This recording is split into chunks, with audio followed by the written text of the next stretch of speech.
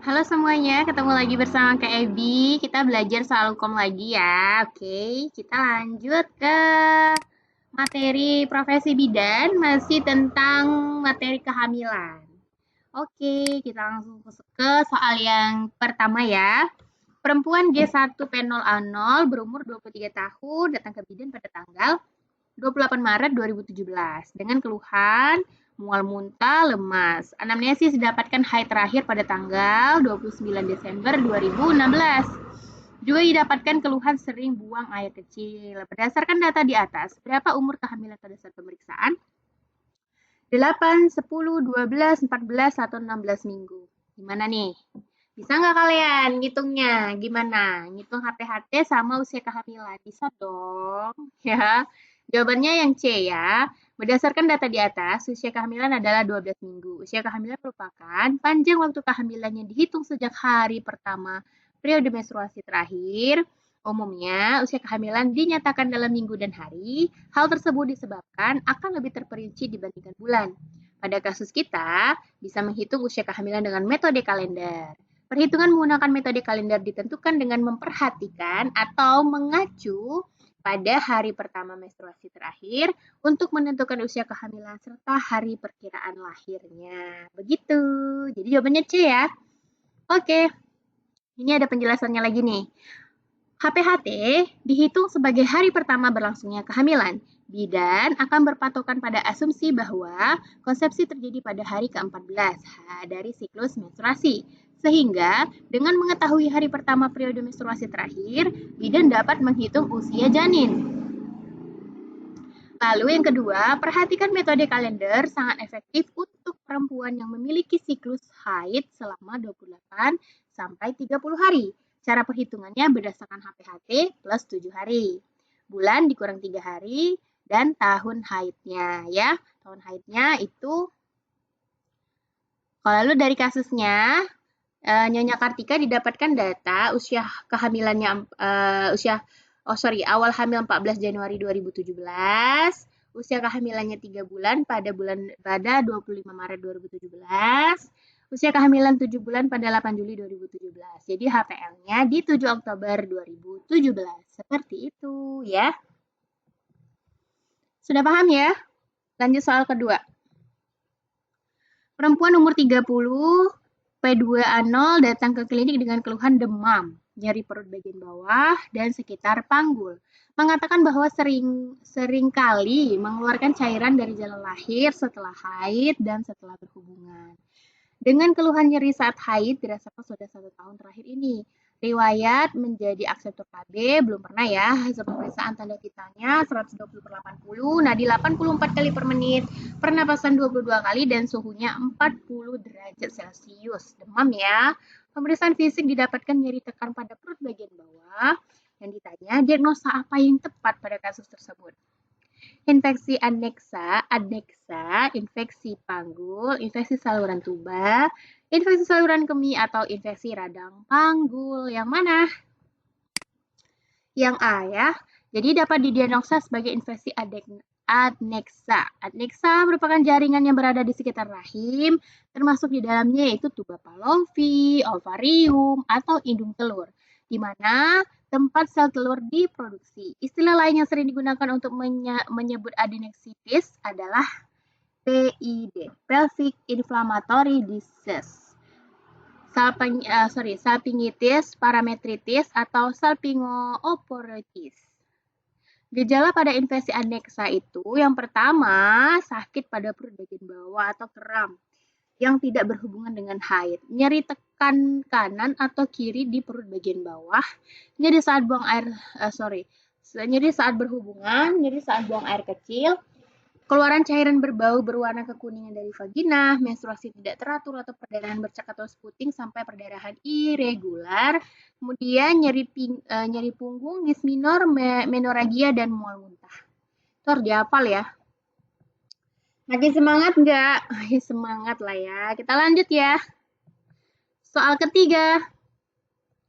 Perempuan umur 27 datang ke BPS untuk periksa kehamilan ya, BPM. Bidang praktek swasta maksudnya gitu ya. Belum pernah melahirkan, namun pernah mengalami keguguran 1 kali, HPHT-nya lupa. Hasil pemeriksaan didapatkan tinggi fundus pertengahan pusat, PX. Letak kepala belum masuk pintu atas panggul, punggung sebelah kiri DJJ 140 kali per menit, tanda vital dalam batas normal. Pada usia kehamilan tersebut, hal yang tidak perlu dikhawatirkan ya, apa nih? Coba jawabannya, deteksi adanya gameli, tanda gejala anemia, deteksi kesejahteraan janin, tanda dan gejala preeklamsia, deteksi ketidaknormalan letak janin. Yang mana? Kalau dia TFU-nya pertengahan pusat PX tuh berarti berapa minggu coba? Kalian harus hafal ya. Pertengahan pusat PX itu berarti 32 minggu, 8 bulan ya. Jadi apa nih? Jawaban yang tepat tuh yang A ya. Pada usia kehamilan tersebut, hal yang tidak perlu dikhawatirkan adalah deteksinya adanya gameli. Gameli merupakan suatu kehamilan dengan 2 jenis atau lebih. Kemudian, kehamilan ganda dipengaruhi oleh beberapa faktor, diantaranya genetik, ya, umur, paritas, ras, suku, bangsa, atau obat pemicu ovulasi. Pada keadaan ini termasuk keadaan kategori resiko tinggi dalam kehamilan dan persalinan. Berdasarkan hasil pemeriksaan pada Nyonya Yuniar, tinggi fundusnya pertengahan PX pusat nih, letak kepala belum masuk PAP, berarti kepala di bawah ya kan? Punggung kiri, puki DJJ-nya normal dan tanda vital dalam batas normal. Maka tidak perlu dikhawatirkan adanya gameli karena tidak mengarah ke arah gameli kayak gitu ya. Oke, jangan ngantuk dulu ya, masih banyak soal-soal yang hot. Soal yang keempat, perempuan umur 23, mengalami kehamilan pertama, datang ke bidan tanggal 29 Agustus 2016. Anamnesis didapatkan HPHT-nya tanggal 20 Juni 2016. Keluhannya mual muntah, intensitasnya 1-2 kali pada pagi hari, dan mengaku nafsu makannya menurun. Pemeriksaan fisik didapatkan tanda vital dalam batas normal. Keluhan yang dialami perempuan itu disebut, udah pasti tahu lah ya ini ya, fometus, anoreksia, emesis gravidarum, hiperemesis tingkat 1 gravidarum, atau hiperemesis tingkat 2 pada ibu gravidarum. Apa? Ini harus paham ya kalian pembedanya. Kalau enggak nanti kalian bingung. Jawabannya C ya. Keluhan yang dialami Nyonya Tantri disebut dengan emesis gravidarum. Emesis gravidarum juga dikenal dengan istilah morning sickness. Morning sickness merupakan sebuah kondisi mual muntah yang umumnya terjadi pada awal kehamilan, biasanya pada TM1. Gejala ini biasanya timbul di pagi hari dengan frekuensi yang akan menurun setiap harinya. Penyebab emesis gravidarum itu karena kadar hormon yang terlalu tinggi, terutama estrogen, perubahan metabolisme karbohidrat, terjadi penurunan tekanan darah, dan mengalami stres fisik ya. Langkah mengatasi emesis apa tuh? Ibu harus mengkonsumsi air putih lebih banyak ya. Dan jangan kemudian mencegah mual muntah ibu dapat menghindari makanan atau bau-bau yang membuat menjadi mual ya, menghindari mengkonsumsi minuman dingin ya, yang menyengat atau yang berbau manis ya, nanti tambah mual. Ibu mengkonsumsi makanan dengan porsi sedikit namun sering dengan bertambahnya usia kehamilan. Begitu ya. Oke, berhenti belajar berarti berhenti bertumbuh, teruslah bergerak maju. Kita lanjut ya. Soal nomor 5. Aduh, tarik nafas dulu ya Kak Ebi ya. Perempuan umur 36 pada tanggal 20 April datang ke bidan ingin melakukan pemeriksaan kehamilan. Perempuan tersebut pernah melahirkan 2 kali dan mengalami keguguran 1 kali. Berarti dia G2 P1A0 ya kalau kita buat ya. HPHT-nya 8 September 2015. Perempuan tersebut menyampaikan bahwa sering mengalami sesak napas, hasil pemeriksaannya tensinya normal, suhu normal, TFU yang mungkin pada perempuan tersebut. Nah, ini kalian harus tahu berapa minggu ya guys ya. Berapa minggu dulu. Jadi hitung dulu mulai dari HPHT-nya. Kalau kalian itu susah ngitungnya, sebenarnya tuh gini loh. Bulan September kan HPHT ya. 8 September. Kalian hitung. September itu bulannya ada berapa hari?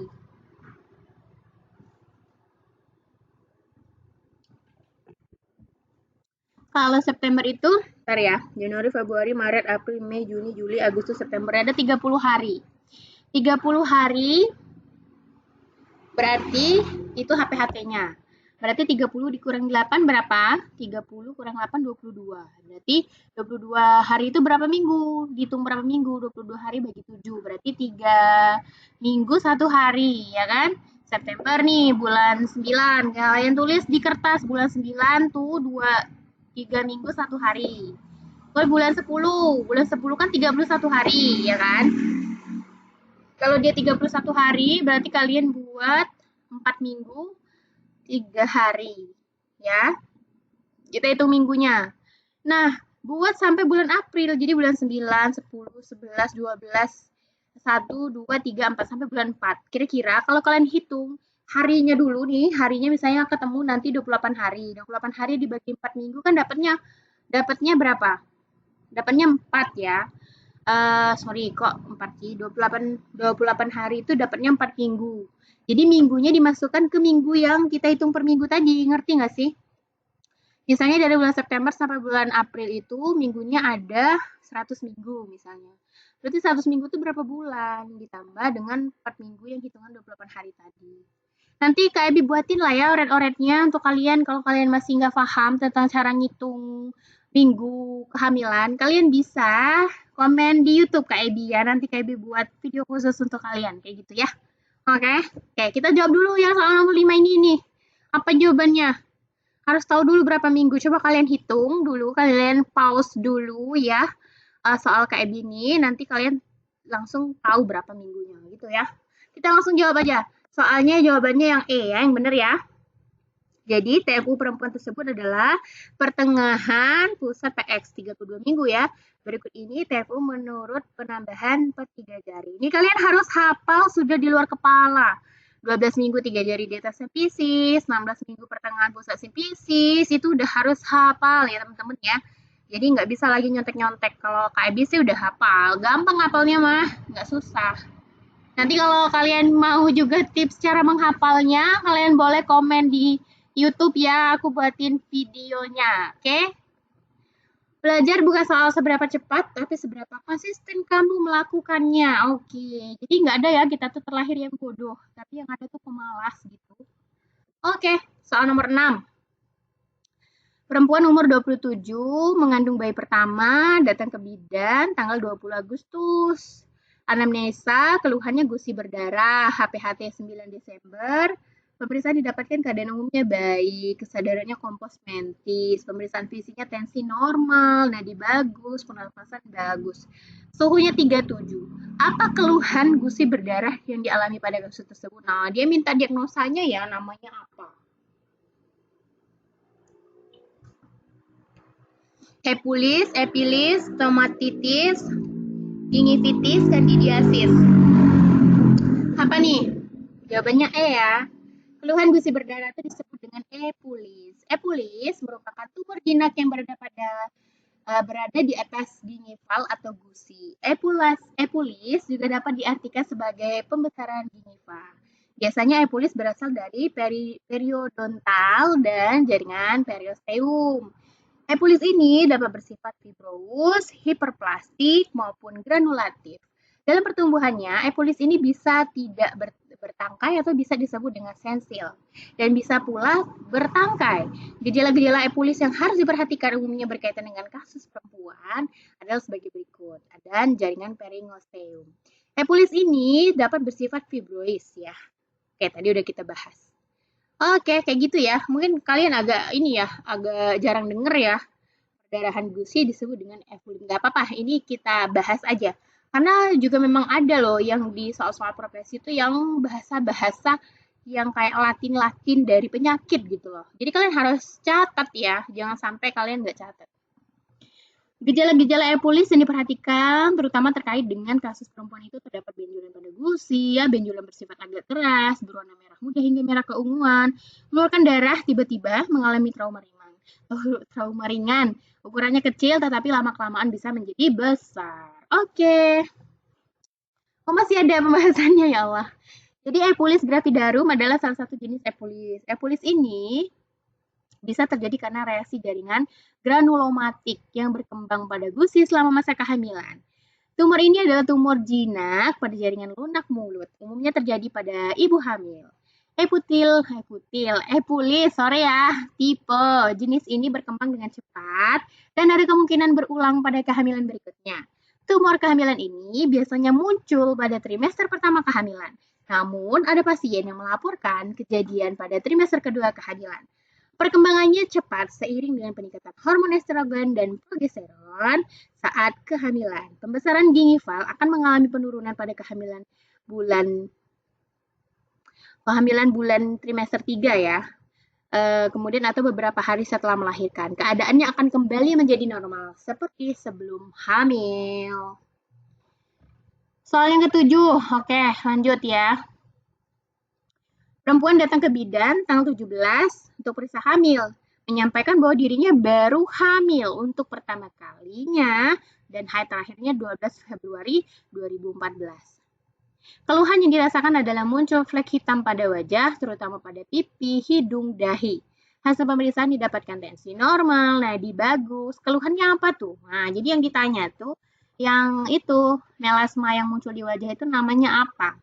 Striae alba, linea nigra, striae livida, hiperpigmentasi atau klosma gravidarum. Apa nih? Pasti tahu dong, ya. Ya, jangan kalian jawabnya hiperpigmentasi. Keluhan perempuan disebut dengan klosma gravidarum, ya. Klosma disebut juga melasma atau seborrheic melanosis. Klosma merupakan istilah yang digunakan untuk perubahan warna kulit pigmen.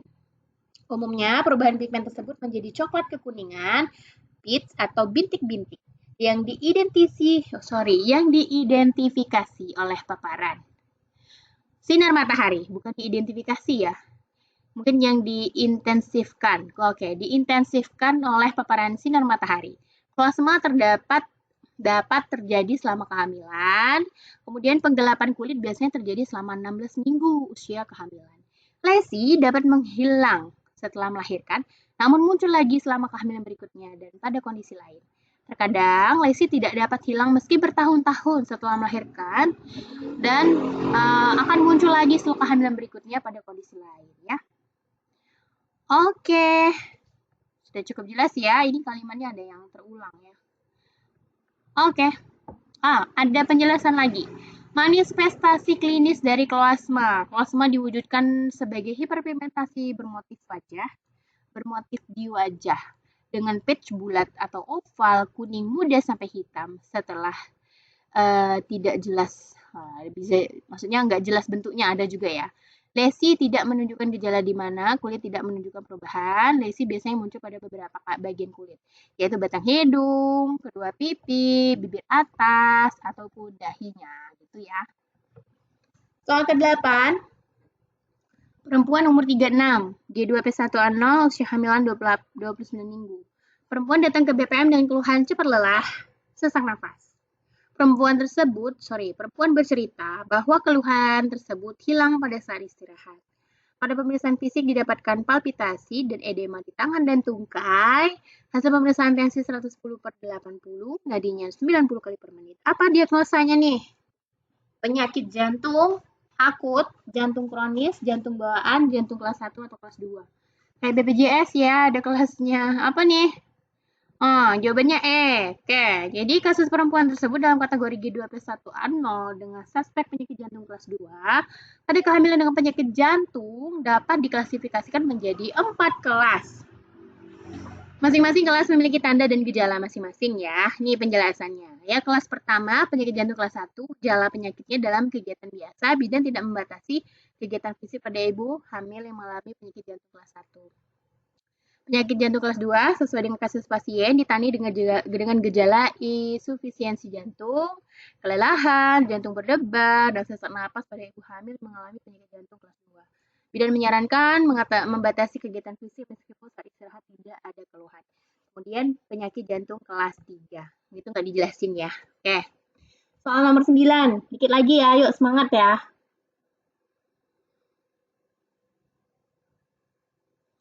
Seorang perempuan 23 tahun datang ke BPM memeriksakan kehamilan. Mengeluh bahwa sejak 2 hari lalu keluar flek hitam dari jalan lahir. Pemeriksaan didapatkan TFU 3 jari di atas sifisis dan dari spekula tampak keluar darah dari ostium uteri externum. Tidak ada pembukaan. Berapa usia hamilnya nih yang ditanya? 3 jari di atas sifisis, 12 minggu ya? Iya apa enggak? Apa kalian 16 minggu? Harus ngapa lagi kalau kalian jawabannya 16 minggu? Jawabannya C ya, 12 minggu. Nih, udah aku bilang dihafal. Siapa tahu nanti masuk tuh di soal kita hukum profesi ya. Dihafal ya. Sedikit lagi, tetap semangat ya. Oke, soal nomor 10.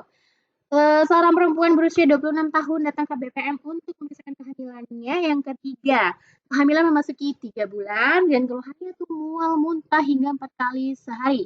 Selain itu mengalami perdarahan sedikit dan pemeriksaan tensinya 140/90, TFU 3 jari di bawah pusat, balotemen negatif, serta DJJ negatif. Aduh, DJJ-nya negatif guys. Perempuan tersebut dapat didiagnosa mengalami apa?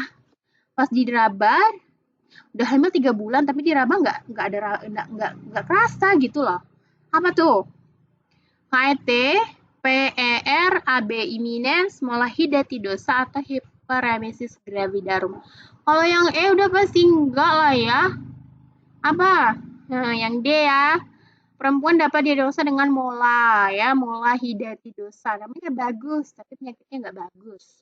Pada awalnya kehamilan tampak normal, namun kemudian kehamilan menimbulkan tanda gejala tidak seperti kehamilan biasa. Gejala molahidatidosa biasanya ya perdarahan pervaginam yang warna coklat sampai merah terang pada TM pertama. Kemudian mual muntah, adanya cairan kista seperti anggur, kista ovarium, kemudian adanya tekanan atau sakit di panggul, tapi jarang terjadi ya. Pada USG tampak gambaran badai salju atau snowstorm atau multiple exhaust pada mola komplit dan janin tidak ada. Pemeriksaan HCG tampak meningkat secara signifikan. Jadi dia kalau tes pack garis 2 gitu ya. Tapi kalau diraba nggak ada gitu. Nah itu harus dicurigai terjadinya molahidatidosa. Jadi faktor dari mola itu ada 4. Yang pertama usia, ya hamil anggur lebih beresiko pada usia di atas 35 tahun atau di bawah 20 tahun. Hamil anggur sebelumnya, jika Anda pernah mengalami hamil anggur sebelumnya nih, Anda memiliki kemungkinan mengalaminya lagi. Kehamilan anggur berulang kali terjadi pada rata-rata 1-2 dari 100 wanita. Riwayat keguguran, kekurangan karoten ya. Karoten itu bentuk dari vitamin A. Wanita yang tidak mendapatkan cukup vitamin A memiliki risiko tinggi mengalami hamil anggur komplit. Tuh, kalian harus banyak-banyak makan vitamin A ya. Oke. Ini soal yang terakhir, soal nomor 11. Senang kalian, oke? Perempuan umur 25 tahun ya, saat ini hamil anak kedua, datang ke BPM dengan keluhan aminorea. Apa tuh aminorea? Nggak menstruasi ya, sudah nggak mens 3 bulan. Dengan keluhan sering mual, hasil pemeriksaan didapatkan TFU 3 jari di bawah pusat. 3 jari di bawah pusat berapa minggu? Dan tidak teraba balotemen. Nah, ini juga tidak teraba balotemen. Hasil pemeriksaan PPV, darah berwarna kecoklatan, diagnosa mungkin pada kasus perempuan tersebut. Apa nih? 3 jari di bawah pusat tuh berarti berapa minggu ya? 20 minggu. 20 minggu tuh udah teraba banget. Kalau misalnya nggak teraba balotemen ya harus dicurigai apa coba? Apa? Anemi, ektopik, mola, abortus, atau hiperemesis gravidarum. Berapa sih nggak yang E ya? Yang C ya. Jadi berdasarkan kasus data disimpulkan suspek kehamilan dengan molahidatidosa. Tadi baru dibahas. Masa kalian salah jawabannya? Kan tadi dibilang tadi kalau misalnya mola tuh dia nggak teraba gitu ya. Molahidatidosa merupakan suatu kehamilan di mana hasil konsepsi tidak berkembang menjadi embrio, tetapi terjadi proliferasi dari filikoriasis disertai dengan degenerasi hidrofik. Hal tersebut ditunjukkan oleh hasil pemeriksaan menyatakan tinggi funusnya 3 jari 2 pusat dan tidak teraba balotemen. Oke, hasil pemeriksaan PPV ventilasi tekanan positifnya yaitu embrio tetapi terjadi proliferasi dari filikoriasis disertai dengan degenerasi hidrofik. Hal tersebut ditunjukkan oleh hasil pemeriksaan. Oke, hasil pemeriksaan PPV warna darahnya tuh coklat ya, darahnya coklat. Tanda gejala kehamilan mula tuh ditandai dengan aminorea tidak high, mual muntah, merasakan pusing di daerah kepala. Yeay, kamu berhasil menyelesaikan 11 soal bersama Kak Ebi. Akan ada soal-soal lain, jangan lupa subscribe YouTube Kak Ebi ya. Kasih semangat ya dengan subscribe kalian dan nonton video Kak Ebi sampai habis. aku bakalan ngepost banyak soal-soal lagi. Semoga banyak kesempatan untuk aku buat soal-soal untuk kalian. Terima kasih. Assalamualaikum.